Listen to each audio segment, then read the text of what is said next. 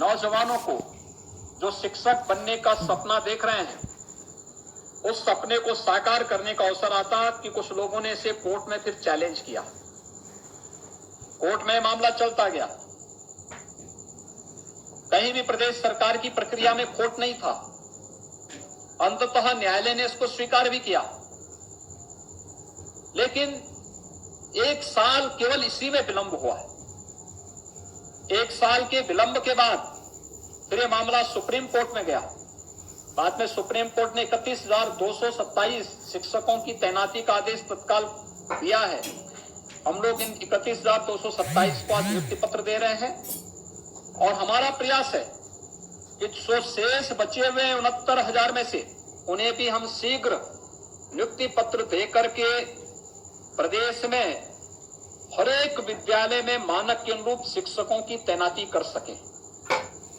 तो सबसे पहली प्राथमिकता मानक के अनुरूप शिक्षकों की तैनाती और योग्य शिक्षकों की तैनाती। देखिए, जो ये शिक्षक हमारे आ रहे हैं, ये सभी पढ़े लिखे नौजवान हैं। इनके पास अनुभव है। इन्हें टेक्नोलॉजी से परहेज नहीं है। इन्हें हर प्रकार से शासन की व्यवस्था के साथ जुड़ने में अपने आप को ये लोग गौरवान्वित महसूस करने वाले हमारे नौजवान हैं।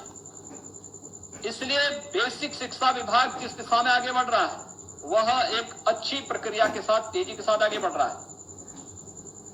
तो 2017 में जब हम लाए थे 1,34,00,000 बच्चे थे। हमने स्कूल चलो अभियान प्रारंभ किया। बच्चों की यूनिफॉर्म में बदलाव किया। हम लोग जब गांव में जाते थे, देखते थे कि आधे से अधिक बच्चे ऐसे हैं जिनके पैरों में जूते मोजे नहीं हैं। हमने उनके जूते मोजे उपलब्ध कराने की कार्रवाई प्रारंभ की। सर्दियों में हाफ शर्ट पहन करके बच्चे स्कूल आते थे तो उन्हें स्वेटर उपलब्ध कराने की कार्रवाई प्रारंभ की। आज मैं कह सकता हूं, पिछले 3-3.5 वर्ष, अभी ये सत्र हमारा प्रारंभ नहीं हो पाया कोविड-19 के कारण, लेकिन पिछले 3-3.5 वर्षों के दौरान प्रदेश में छात्रों की संख्या, छात्र छात्राओं की संख्या बेसिक शिक्षा परिषद के स्कूलों में 50 लाख से अधिक बढ़ी है। आप अनुमान करिए, 50 लाख बच्चे हमारे बेसिक शिक्षा परिषद के स्कूलों में बढ़े हैं। इसका मतलब ये 50 लाख बच्चे या तो पहले स्कूल नहीं जाते थे या फिर ऐसे स्कूलों में जाते थे जहां पे कोई भी सुविधा नहीं रही होगी, या उनके अभिभावकों को मोटी फीस दे करके अपने बच्चों को पढ़ाने के लिए मजबूर होना पड़ा रहा होगा। लेकिन आज हम इस बात को कह सकते हैं, मैं किसी भी गांव में जाता हूं, मुझे बेसिक शिक्षा परिषद के यूनिफॉर्म पहने हुए, जूते मोजे पहने हुए बच्चे वहां पर खेलते हुए दिखाई देते हैं। मुझे बहुत खुशी होती है कि कम से कम ये बच्चा आज अच्छा जूता पहन पा रहा है, अच्छा मोजा पहन पा रहा है, अच्छी यूनिफॉर्म पहन रहा है, और सर्दियों में अब जाड़े से नहीं ठुठरेगा बल्कि उसके बदन में भी एक स्वेटर होगी। यह व्यवस्था बेसिक शिक्षा परिषद से हमारी सरकार ने प्रदेश के अंदर किया है। मैं इसके लिए उन सभी बच्चों की संख्या को बढ़ाने के लिए योगदान देने वाले अपने सभी शिक्षकों को, जिन्होंने मेहनत की। देखिए, 2017 के पहले क्या होता था, मैं उस पृष्ठभूमि में नहीं जाना चाहता, लेकिन 2017 अप्रैल 2017 में, जब जुलाई 2017 में हम लोगों ने स्कूल चलो अभियान चलाया था, हर एक शिक्षक और शिक्षा मित्र इस अभियान के साथ जुड़ा था और उन्होंने व्यापक पैमाने पर इस कार्यक्रम को आगे बढ़ा करके बेसिक शिक्षा में इन बच्चों के योगदान को आगे बढ़ाने में इसका किया। और उसका देखते हुए बहुत सारी जगहों पर हमारे शिक्षकों ने, प्रधानाचार्यों ने नए इनोवेशन किए। वहां पर उन्होंने कुछ इनोवेटिव आइडियाज दिए। और फिर आपने देखा होगा कि ऑपरेशन कायाकल्प की एक योजना चली। ऑपरेशन कायाकल्प उस समय मेरे मुख्यमंत्री कार्यालय की विशेष सचिव और वर्तमान में बरेली के जिलाधिकारी हैं श्री नीतीश कुमार के नेतृत्व में, कार्यालय की विशेष सचिव और वर्तमान में बरेली के जिलाधिकारी हैं श्री नीतीश कुमार के नेतृत्व में, जब वो जिलाधिकारी श्रावस्ती थे तो उन्होंने ऑपरेशन कायाकल्प उस समय प्रारंभ किया था। उन्होंने आइडिया हमारे सामने दी। उसके बाद फिर उसी आधार पर हम लोगों ने प्रदेश में इसको लागू किया था। आज आप देख रहे होंगे कि प्रदेश के अंदर जो कुल 1,60,000 के आसपास बेसिक शिक्षा परिषद के विद्यालय हैं, इन विद्यालयों में ज्यादातर ऑपरेशन कायाकल्प के अंतर्गत बच्चों के लिए बुनियादी सुविधाओं से पूरी तरह आच्छादित हो चुके हैं।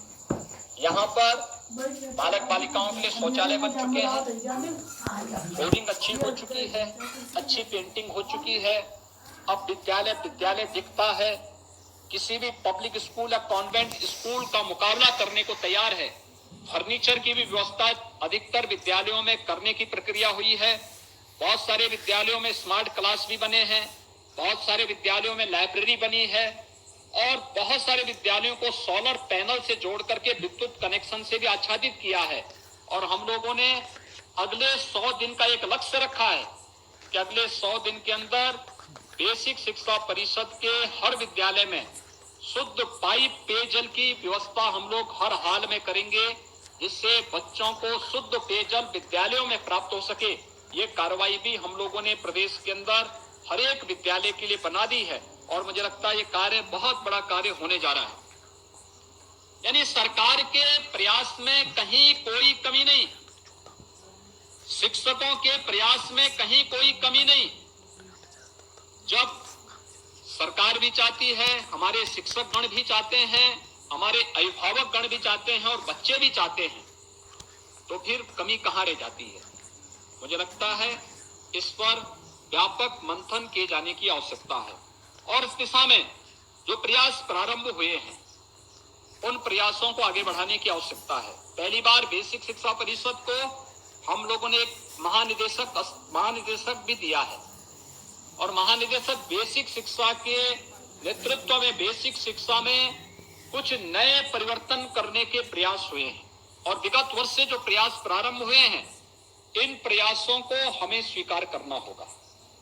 देखिए, अगर हम आज के समय में टेक्नोलॉजी से बचेंगे तो हम फिर विकास की मुख्य धारा से पीछे हट जाएंगे। हमें अपने को पीछे नहीं होने देना है, हमें विकास की मुख्य धारा से अपने आप को वंचित नहीं होने देना है और जिसका गुरुतर दायित्व हमारे ऊपर है, अगर हम स्वयं ही इससे पीछे हटेंगे तो जिन बच्चों का दायित्व हमारे ऊपर है उन बच्चों के साथ क्या होगा। इसलिए हम टेक्नोलॉजी से जुड़ें। टेक्नोलॉजी उन बच्चों के जीवन में व्यापक परिवर्तन का एक आधार बन सकता है। आपने देखा होगा कि टेक्नोलॉजी नहीं होती तो क्या कोविड-19 का जो कोरोना वायरस आया है इसमें हम क्या हर परिवार तक पैसा पहुंचा पाते। टेक्नोलॉजी नहीं होती क्या ये सुविधा हम गांव-गांव में जो कॉमन सर्विस सेंटर हम लोगों ने बनाए वहां पे लोगों को पैसे निकालने की सुविधा या पैसा जमा करने की सुविधा दे पाते। अगर हमारे पास सुविधा नहीं होती, टेक्नोलॉजी नहीं होती, हमने कोविड-19 के दौरान 2 करोड़ किसानों को एक क्लिक करके पैसा उनके खाते में पहुंचा दिया।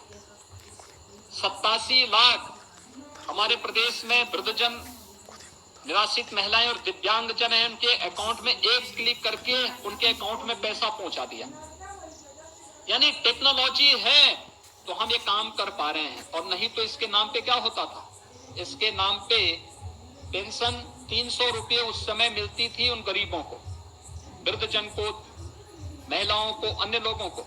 उसका परिणाम क्या होता था कि वह पैसा वहां उनको प्राप्त नहीं होता था। वो जाते थे समाज कल्याण विभाग में या किसी विभाग में जाते थे। अब साल में उनको कुल पैसा 3600 भी नहीं मिलता था, लेकिन उसमें भी लेन देन शुरू हो जाता था। आज टेक्नोलॉजी है तो टेक्नोलॉजी से हमने पैसे में भी वृद्धि की और पैसा सीधे उन गरीब के खाते में, वृद्धजन के खाते में, निराश्रित महिलाओं के खाते में, दिव्यांगजनों के खाते में पैसा सीधे पहुंच रहा है। ऐसे ही टेक्नोलॉजी का उपयोग करते हुए ये कार्यक्रम बहुत अच्छे ढंग से आगे बढ़ाए जा सकते हैं और इसी में जो नए सुधार बेसिक शिक्षा परिषद में प्रारंभ हुए हैं, खासतौर पर मिशन प्रेरणा के माध्यम से। मैं उस कार्यक्रम में था जब यह कार्यक्रम लॉन्च किया गया था।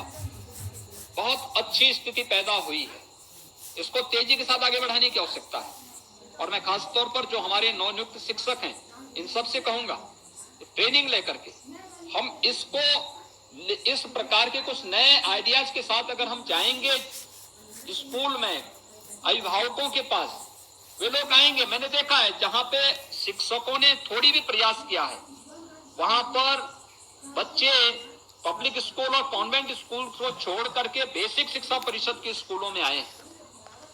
हमें कुछ परिवर्तन देना पड़ेगा और इस पर एक नया संवाद हमें प्रारंभ करना पड़ेगा। बहुत सारे नए बुनियादी जो है यहाँ पर परिवर्तन देखने को मिले हैं बेसिक शिक्षा परिषद में पिछले 3 वर्षों के दौरान, और मुझे लगता है कि इन सब का लाभ हमें देना होगा। इसके माध्यम से हमें बच्चों को उसका लाभ देना पड़ेगा। अगर हम इस प्रक्रिया के साथ जुड़ पाएंगे तो मुझे लगता है कि बहुत अच्छा परिवर्तन हम लोग लाने में सफल हो सकते हैं। कोविड-19 का संक्रमण अभी समाप्त नहीं हुआ और जब तक कोविड-19 का खतरा बना हुआ है, इसके संक्रमण की चेन को भी तोड़ने के लिए हर स्तर पर हमें प्रयास करना होगा। लेकिन साथ साथ एक जिम्मेदारी तो मुख्यमंत्री योगी आदित्य